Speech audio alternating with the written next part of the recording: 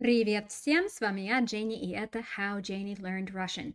Okay, so we have finished all of the grammar components of accusative case, and now we start getting ready for that final exam. So today is going to be our A and Q. Get it? Not Q and A, but A and Q. We look at answers and we think, what could have been the original question here? So this is at the end of the chapter, we start reviewing kind of what we've learned so far. And for those of you who have taken classes with me, you know I'm big on helping you learn how to ask questions. So there's going to be a bit of a focus on asking questions in this video today. So real quick, this is all based on my textbook that is called Making Russian Cases Slightly Less Scary. It's available over on Patreon. The link is in the description box. Also, over there, I offer group classes. We have them 3 раза в неделю, and you can attend either the beginning class or the intermediate class, or both. It's up to you. You attend as many classes as you want for a flat fee. In the intermediate classes, we watch movies, which even if you don't feel like your Russian is up to that level, it's still fun to sit in and be inspired by some of the really, really awesome students that are in that group. So I highly recommend it. Keep yourself accountable.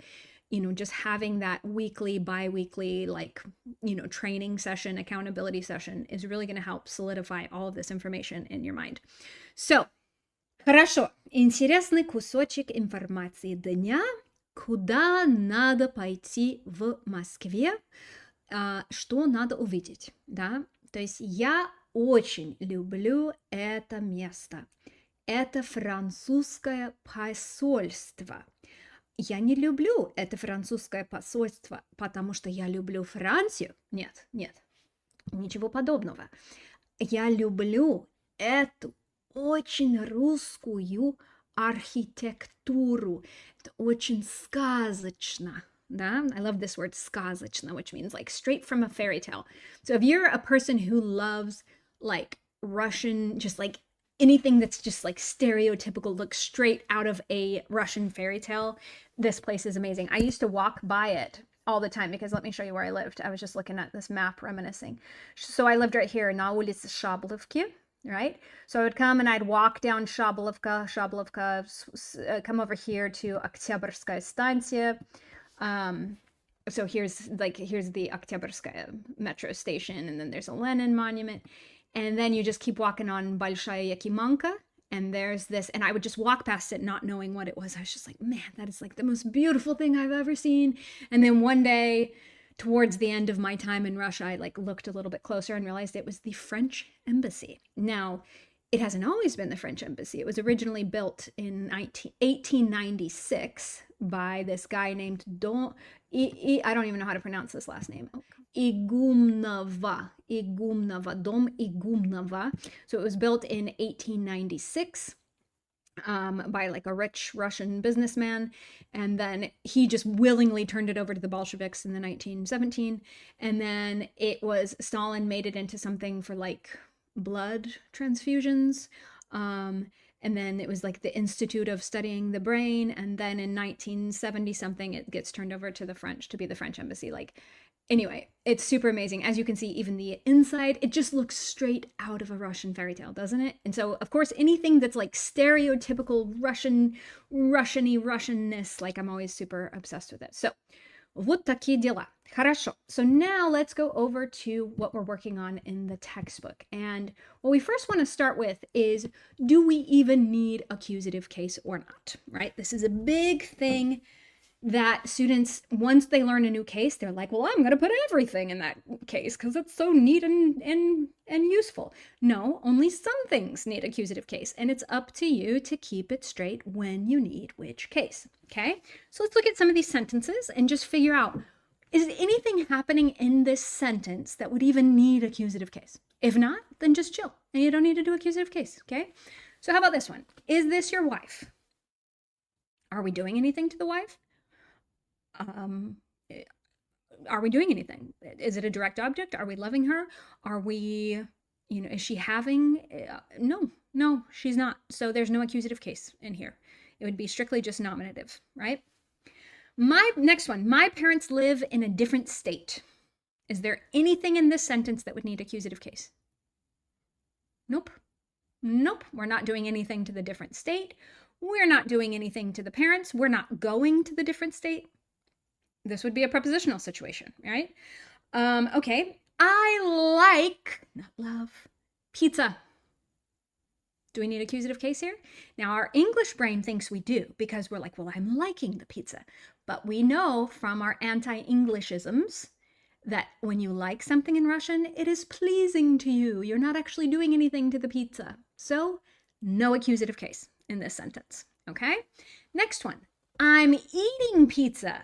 Oh, no mention was made of eating being a weird situation, so you are doing something to the pizza, and it is a feminine singular. Я ем пиццу. Все, so you do need accusative case. Next one, what languages do you speak? Do you remember how hard I drilled this concept in prepositional case chapter? Do you remember? Like I went over this again and again. Remember, in Russian, you say, on which languages do you speak? In which case, we don't get any accusative case here because we're saying on, okay? I play the guitar. Now, our English brain thinks we need accusative case here. You're doing something to the guitar, you're playing it. But if you were paying attention in the prepositional case chapter, this is an anti-Englishism. In Russian, you play on the guitar.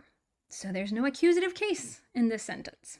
Next, we are going to Moscow on Saturday. Is there any accusative case in this sentence? Well, you bet your bottom dollar. Yep. We are going to Moscow, so that would be v Moskvu.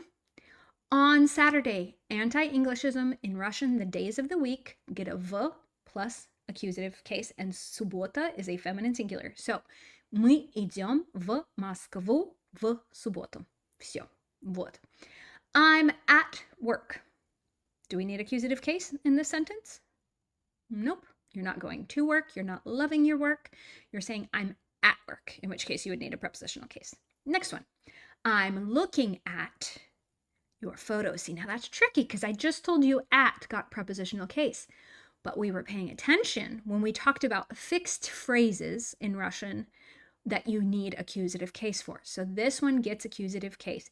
Even though photos, we don't really see the stereotypical accusative endings in this word.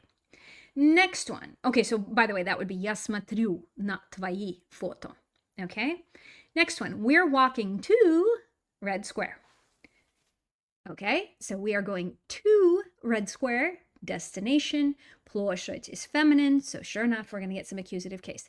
Мы идем на Красную площадь. Вот так. Okay, so now I'm going to give you this kind of dialogue, and you're going to do a back and forth of what should that look like, okay? So let's see. That does not want to work.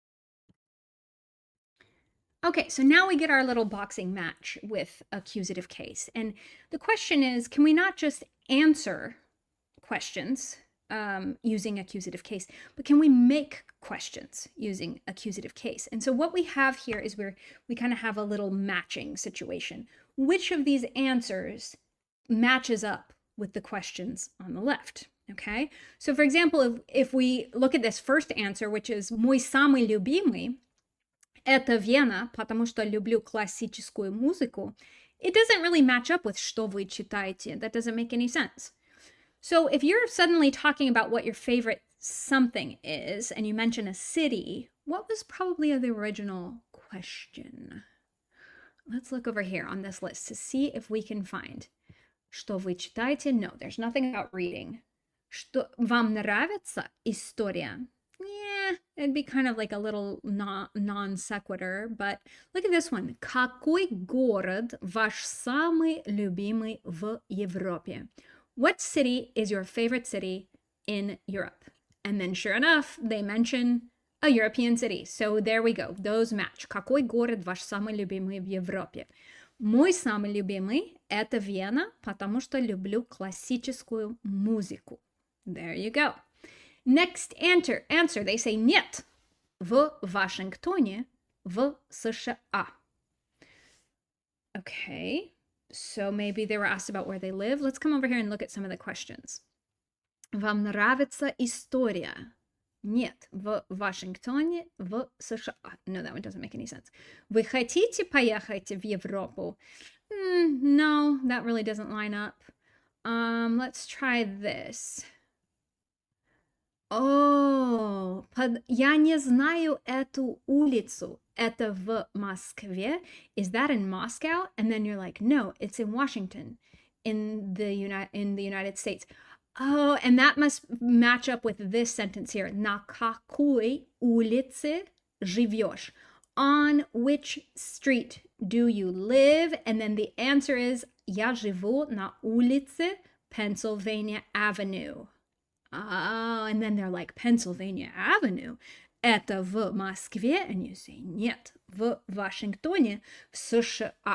Good. Okay. Next one. Let's do a question this time and try and find the correct answer.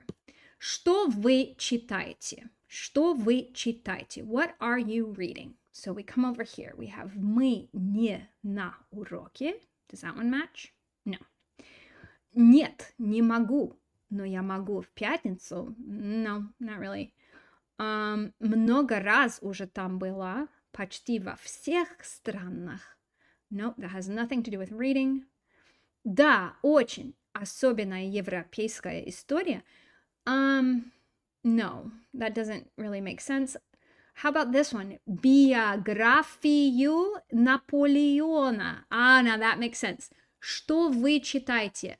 Я читаю биографию Наполеона. Вот, очень хорошо. Okay? Next one. Вам нравится история? Вам нравится история? Yeah, so now we're going to look for something about, like something describing history. So for example, we come down here. Да, очень. Особенно европейская история. Вот. Okay, so вам нравится история? Да, очень, особенно европейская история. Next, вы хотите поехать в Европу? Okay, so do you want to go to Europe? So we're going to come over here and look for something about going or, a country as a destination. So it would be getting accusative case. Let's see. Так. Вы хотите поехать в Европе? В Европу? The only thing here that would probably work would be много раз уже там была. I've already been there lots, right? Почти во всех странах. I've already been in all of the countries. So that must be the answer for this one. Again, this is best done if you can kind of look at the screen and work through it with me while looking at the screen. Next one. We already did the какой город ваш самый любимый. Let's do this one. Что вы думаете о русской музыке? What do you think about Russian music? Okay, look at this one. I don't know anything about her. I need to listen. Why did we say a her here? Why did we say I don't know anything about her? Do you guys remember? Because музыка is a she. So maybe this person says, you say, что вы думаете о русской музыке? And you say, я ничего не знаю о ней. Надо слушать. Да? So I don't know anything about it. I need to listen. Вот. And then, considering that you don't know anything about Russian music, we want to ask, well, what kind of music do you listen to? Какую музыку вы обычно слушаете? And then, sure enough, we look for a word слушаю, and we have обычно слушаю рок или поп. Да, обычно слушаю рок или поп. Вот, next one. Хочешь пойти на концерт в четверг? Do you want to go to a concert on Thursday? I want you to look over here for something that implies maybe a day of the week or I can, I can't, etc. So look right here. Нет, не могу, но я могу в пятницу. right? I can't on Thursday, but I can on Friday. Could we change and go to a different concert? Yeah. Next, we already did на какой улице живешь. And then when they don't understand Pennsylvania Avenue, they're like, подожди, я не знаю эту улицу. Это в Москве. So this is just really good because it helps you realize how dialogues come to life and how I always like to look at the answers first and kind of conceptualize what could have been the original question. So, хорошо, это все на сегодня. We're going to we've still got about 5 more videos worth of reviewing everything we've learned in accusative case and getting ready for genitive case in next chapter. So, хорошо, это все на сегодня. Пока-пока.